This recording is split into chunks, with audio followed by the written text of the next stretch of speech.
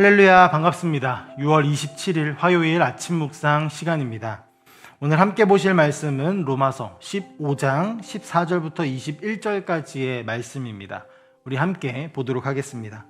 내 형제들아, 너희가 스스로 선함이 가득하고 모든 지식이 차서 능히 서로 권하는 자임을 나도 확신하노라. 그러나 내가 너희로 다시 생각나게 하려고 하나님께서 내게 주신 은혜로 말미암아 더욱 담대히 대략 너희에게 썼노니, 이 은혜는 곧 나로 이방인을 위하여 그리스도 예수의 일꾼이 되어 하나님의 복음의 제사장 직분을 하게 하사 이방인을 제물로 드리는 것이 성령 안에서 거룩하게 되어 받으실 만하게 하려 하심이라. 그러므로 내가 그리스도 예수 안에서 하나님의 일에 대하여 자랑하는 것이 있거니와 그리스도께서 이방인들을 순종하게 하기 위하여 나를 통하여 역사하신 것 외에는 내가 감히 말하지 아니하노라. 그 일은 말과 행위로 표적과 기사의 능력으로 성령의 능력으로 이루어졌으며, 그리하여 내가 예루살렘으로부터 두루 행하여 일루리곤까지 그리스도의 복음을 편만하게 전하였노라. 또 내가 그리스도의 이름을 부르는 곳에는 복음을 전하지 않기를 힘썼노니, 이는 남의 터 위에 건축하지 아니하려 함이라. 기록된 바 주의 소식을 받지 못한 자들이 볼 것이요 듣지 못한 자들이 깨달으리라 함과 같으니라. 아멘. 오늘 우리가 함께 보신 이 말씀은 로마 교회를 향한 바울의 가르침과 권면이 담긴 이 로마서의 마지막 부분입니다. 자신이 이 편지를 왜 쓰고 있는지 알리고 있는 결론에 해당하는데요. 성경 한글 번역본 중에 새 번역본을 보면 오늘 이 본문의 소제목으로 바울의 사도직의 근거라고 나옵니다. 이제부터 바울이 어떻게 사도로 세워졌고 또 왜 이 편지를 쓰고 있으며 자신의 최종 목적이 무엇인지를 계속 앞으로 보게 되어질 것입니다. 로마서 1장에서 바울은 자신이 누구인지를 먼저 자세하게 소개를 했죠. 그리고 편지의 마지막에서도 다시 한번 자신이 누구인지를 설명을 하고 있습니다. 우리가 잘 아는 사람에게 편지를 쓸 때는 내가 누구인지를 굳이 설명을 하지 않아도 되지만, 지금 바울이 편지를 보내고 있는 이 로마 교회는 바울이 세운 교회도 아니고 바울이 한 번도 방문해 본 적이 없는 아예 처음 보는 교회입니다. 그렇기 때문에 바울은 오히려 자신을 더 자세하게 설명할 뿐만 아니라 자신이 왜 편지를 쓰고 있는지 또한 설명하고 있는 것입니다. 먼저 바울은 자신이 이 편지를 쓰는 이유로 여러분의 기억을 새롭게 하기 위해서라고 말을 하고 있는데요. 로마 교회는 이미 복음에 대한 지식이 넘치고 그것으로 서로 권면할 수 있는 능력을 갖춘 교회라고 바울은 먼저 이야기를 했습니다. 이 말은 무엇이냐면 벌써 이미 서로 자신 말씀을 근거로, 복음을 근거로 그들의 모습을 권면하고 또 더 잘 나아갈 수 있도록 도울 수 있는 그런 건강한 교회라는 것이죠. 하지만 그럼에도 바울에게 주신 하나님의 은혜를 힘입어서 담대하게 이 복음에 대한 편지를 다시 한번 쓰고 있는 것입니다. 특히 바울이 로마 교회에 대한 관심이 더욱 클 수밖에 없었던 이유는요, 로마 교회가 세워진 배경과 위치에 있을 것입니다. 로마서에는 바울이 자신을 이방인의 사도로 부름을 받았다라고 여러 번 언급을 합니다. 또한 오늘 읽은 말씀에도 이방인에 대한 이야기를 계속 언급을 합니다. 바울의 최우선 순위의 사역 대상은 바로 이방인이었던 것이죠. 그런데 로마 교회는 이방 지역에 세워진 이방 교회입니다. 특별히 로마 교회가 세워진 과정에 대한 여러 이야기들 중에서 가장 신뢰를 받고 있는 것은 오순절 성령 강림 때에 성령을 받은 제자들이 각 나라의 방언으로, 각 나라의 언어로 복음을 말하게 되었는데, 그때에 로마에서 그곳에 왔던 사람 중 한 사람이 그 이야기를 듣고, 그 복음의 이야기를 듣고 회심하여서 다시 자신의 본거지로 돌아가 세운 교회가 바로 로마 교회라는 이야기입니다. 즉 사도들에 의해서가 아니라 복음이 심겨져서 자발적으로 세워진 이방 교회가 바로 로마 교회이고, 이것은 바울에게 매우 큰 도전이며 열매였을 것입니다. 바울은 이 소식을 듣게 되고 로마 교회에 방문하고자 하는 마음 또한 컸음을 알 수 있습니다. 실제로 시도를 여러 번 했으나 가지 못했다라고도 이야기를 합니다. 그럼에도 바울은 지금 그리스도께서 자신에게 허락하신 일과 그리스도께서 자신을 통해 이루신 일 외에는 말하지 않겠노라 라고 말을 하면서 더 많은 말을 하고 싶은 그 마음을 참고 누르고 그들에게 필요한 이야기들만 하고 있습니다. 하나님이 이미 이루신 일들에 대한 자신의 생각을 더하지 않는 자신의 욕심을 내려놓는 겸손한 모습을 보여주고 있는 것이죠. 그저 로마 교회 안에 이미 이뤄진 일들을 더욱 견고하게 하고 그들이 가진 복음의 지식을 각성하게 하는 그런 역할을 하기 위해서 바울은 이 편지를 쓰고 있다는 것입니다. 즉 바울이 지금 편지를 보낸 첫 번째 이유는 하나님이 세우신 로마 교회가 더욱 강건하여지고 잠시간 있는 작은 이 문제들이 복음 안에서 온전히 해결되어지기를 바라는 마음을 전달하는 것이었습니다. 그래서 장황하게 얘기하지 않고 간략하게 이야기했다라고 얘기하죠.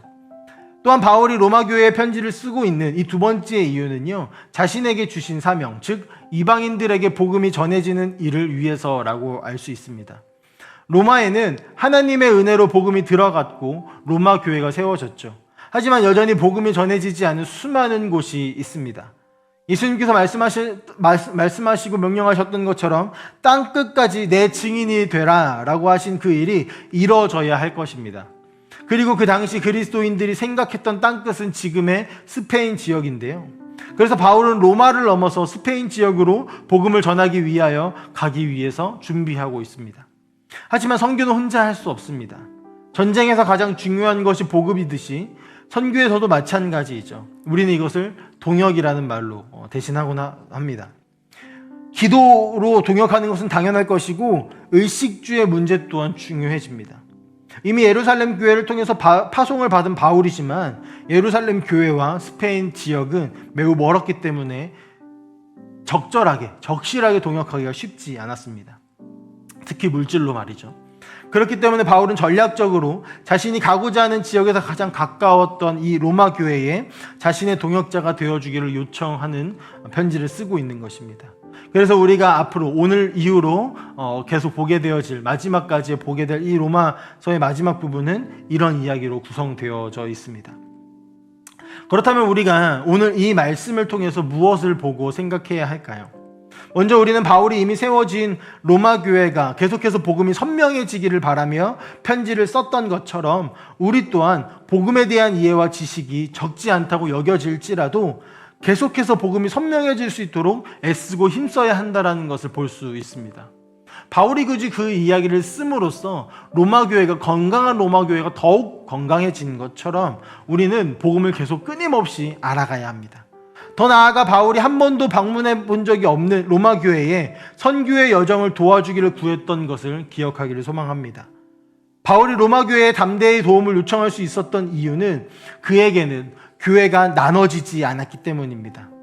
이게 무슨 말이냐면 사실 교회는 예수 그리스도를 머리로 하는 그리스도의 몸된 공동체라고 합니다. 교회라는 말도 그리스도인들의 모임이라는 말이죠. 그러나 우리는 지역교회 혹은 내교회라는 말로 교회를 구분지어 놓고 있죠. 하지만 성경은 온 교회, 즉 그리스도인들의 모임이라는 것으로 교회의 본질을 설명합니다. 유대인이나 비유대인이나 할 것 없이 예수 그리스도를 구주로 삼는 이들은 한 몸인 것이죠.